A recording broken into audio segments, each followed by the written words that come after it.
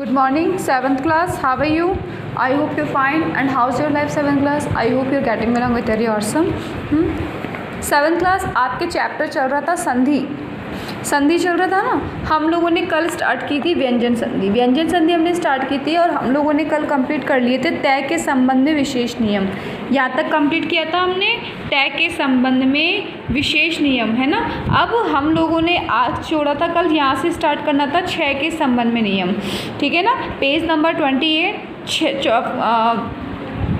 Point number 4 क्षय के संबंध में नियम।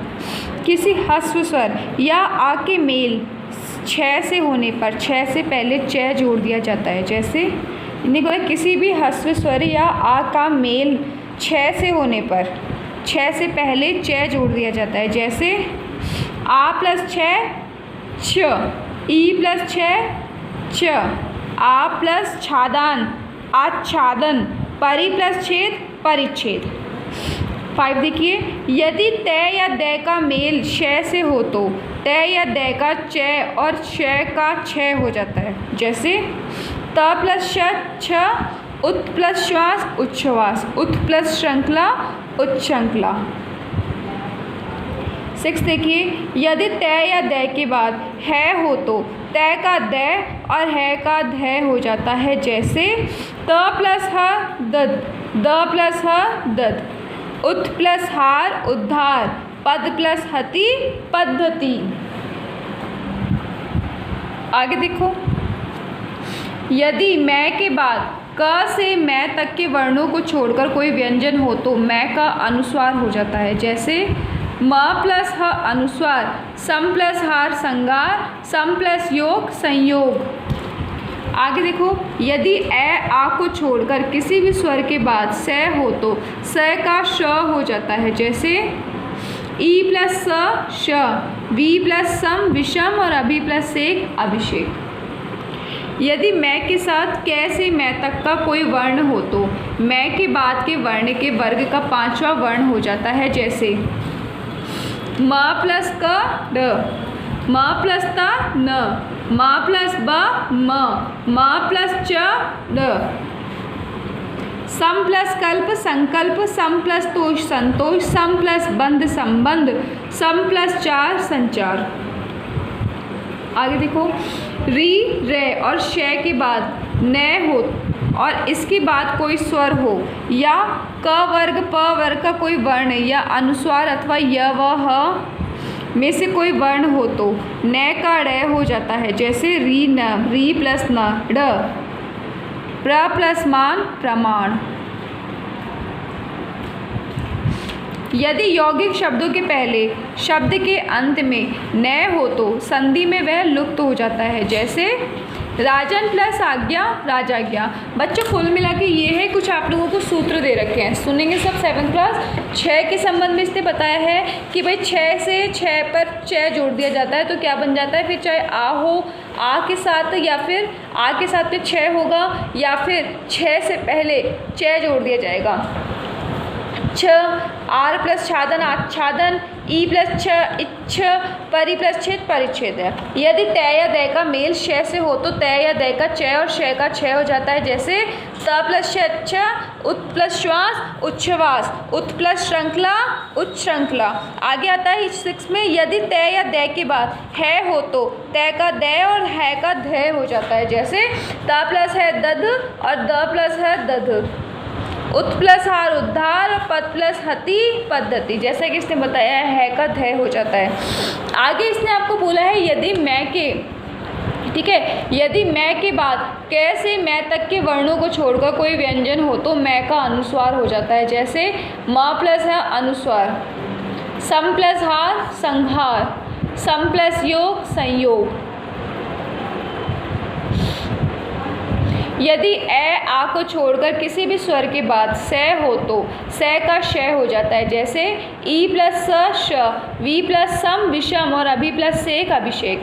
यदि मैं के साथ क से मैं तक का कोई वर्ण हो तो मैं के बाद के वर्ण के वर्ग का 5वां वर्ण हो जाता है। जैसे म प्लस क ड, म प्लस त न, म प्लस ब म और म प्लस च ज।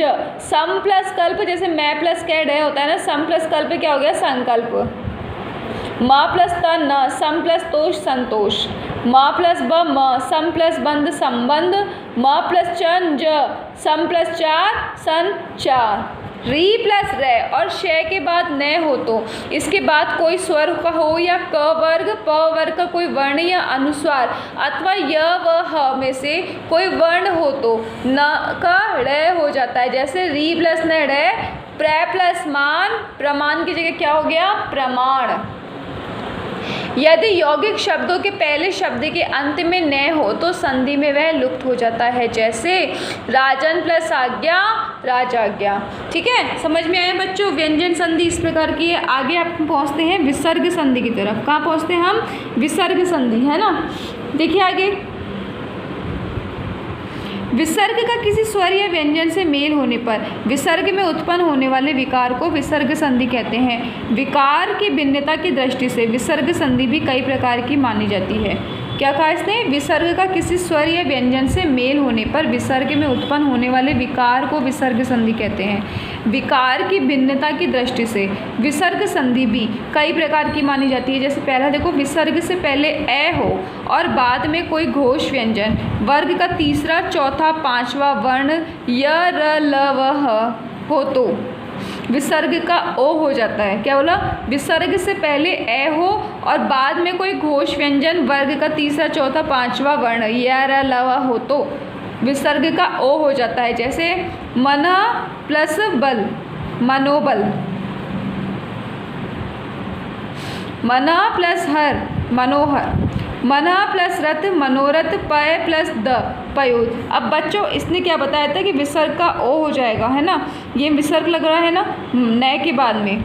इसने कहा है ना कि ए हो और बाद में कोई कोश व्यंजन, वर्ग का तीसरा य र ल व हो तो विसर्ग का ओ हो जाता है। तपा प्लस वन तपोवन, सरह प्लस ज सरोज, यशः प्लस दा यशोदा, तपह प्लस धन तपोधन। दूसरा देखिए, विसर्ग के बाद यदि च छ हो तो विसर्ग का शय, ट ठ हो तो श और त थ दो हो तो स हो जाता है। जैसे नी प्लस चल निश्चल, मना प्लस ताप मनस्ताप, दुह प्लस तर दुस्तर, निही प्लस छल निश्चल, दुह प्लस चरित्र दुश्चरित्र, नी प्लस ताप निस्ताप, नमा प्लस ते नमस्ते, धनु प्लस टंकार धनुष्टंकार। विसर्ग के पहले कोई स्वर हो और बाद में स्वर, वर्ग का तीसरा चौथा और पांचवा वर्ण य र ल व ह हो तो विसर्ग का र हो जाता है। जैसे दुहु प्लस गुण दुर्गुण, दुहु प्लस उपयोग दुरुपयोग, निहि प्लस जन निर्जन और निहि प्लस धन निर्धन।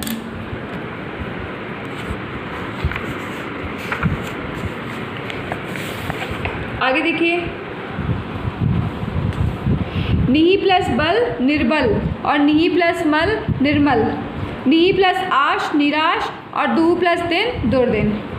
विसर्ग के पश्चात यदि श श स हो तो विसर्ग का क्रमशः श श स हो जाता है। जैसे दुह प्लस शील दुश्शील और दुशील, दुह प्लस स्वप्न दुस्वप्न दुस्वप्न, दुह प्लस शासन दुशासन और दुशासन, निहि प्लस संदेह निस्संदेह निसंदेह। इस प्रकार के शब्दों में विसर्ग का प्रयोग मध्य में वर्ण के स्थान पर किया जा सकता है।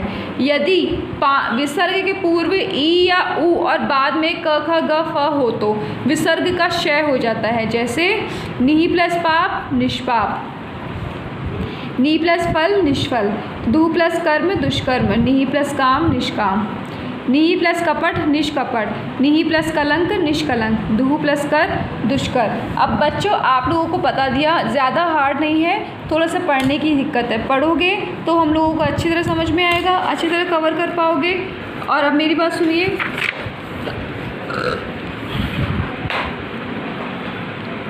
व्यंजन संधि का पॉइंट 4, 5, 6, 7 और 8, 9, 10, 11 इनकी आपको डेफिनेशन लिखनी है। डेफिनेशन के साथ साथ आप क्या करेंगे, इनके एग्जाम्पल्स भी लिखेंगे। ठीक है, आगे अपन पहुंचते हैं विसर्ग संधि की तरफ। बच्चों ऐसे करना ज़्यादा हो जाएगा, तो आप लोग इनके एग्जाम्पल ना 2-2 एग्जाम्पल लिख लेना, ज़्यादा मत लिखना, इनके 2-2 एग्जाम्पल्स कर लेना। आगे आप पहुँच विसर्ग संधि में। देखो, विसर्ग का किसी स्वर या व्यंजन से मेल होने पर विसर्ग में उत्पन्न होने वाले विसर्ग को विसर्ग संधि कहते हैं। विकार की भिन्नता से विसर्ग संधि भी कई प्रकार की मानी जाती है। फर्स्ट, सेकेंड, थर्ड,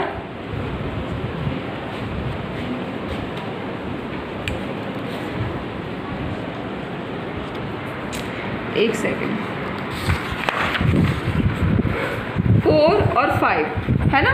5 तक हो गए ना ये भाई। आप लोगों को ये हो कि दिक्कत ये होगी कि भाई क्या नाम से इतने सारे एग्जाम्पल से एकदम से इतना सारा वर्क मिल गया। बच्चों ऐसे करना, एग्जाम्पल्स 2-2 लिख लेना, लेकिन डेफिनेशंस कंप्लीट करोगे तो ज़्यादा बेटर समझ में आएगा। और लिखवा इसलिए रही हूँ ताकि लिखने के साथ साथ तुम दोबारा पढ़ोगे भी, और पढ़ोगे तो तुम्हारे दिमाग में अच्छी तरीके से बैठ पाएगा। 7th क्लास कॉन्सेंट्रेट करना पड़ेगा। वर्क मिल रहा है चाहता, कोई दिक्कत नहीं, करो, पढ़ाई तो करनी ही पड़ेगी ना, वरना फिर FA फर्स्ट के एग्ज़ाम्स आप लोग कैसे दे पाओगे। ठीक है, तो आप सबसे यही रिक्वेस्ट है, जो वर्क मैंने आपको दिया है वो कर लेना। कल हम करते हैं इसके क्वेश्चन आंसर्स। तो आज हम लोग, आप लोगों का वर्क हो गया, और आज हम लोगों ने चैप्टर नंबर 4 आपका जो है वो कंप्लीट भी कर लिया। Okay 7th class, bye.